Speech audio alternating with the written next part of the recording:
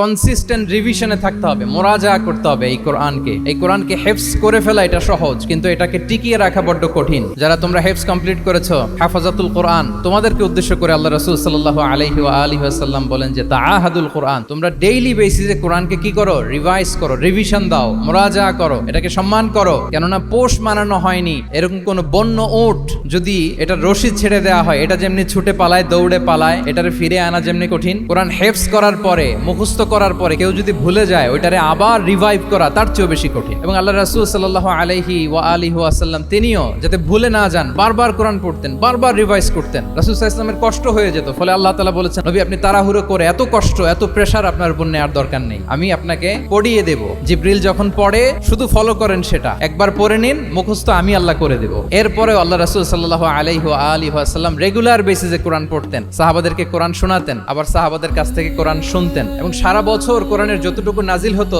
রমাদান আল মোবারকে জিবরিল আলাইহিস সালামের সাথে রিভিশন করতেন। যে বছর তিনি ইন্তেকাল করবেন, ওই বছর দুইবার তিনি গোটা কোরআনকে জিবরিল আলাইহিস সালামের সামনে পেশ করেছেন, শুনিয়েছেন। তাহলে এটাই হচ্ছে সুন্নাহ। তিনি তো পৃথিবীর প্রথম হাফেজ নাকি? উনি রেখেছেন কিভাবে কোরআনকে? প্রিজার্ভ করেছেন কিভাবে? রিভিশনের মাধ্যমে। You have to revise a lot, you have to recite a lot. এটা আমাদের মনে থাকবে তো নাকি? শিক্ষার্থী বন্ধুরা আওয়াজ করো, মেক এ নয়েজ।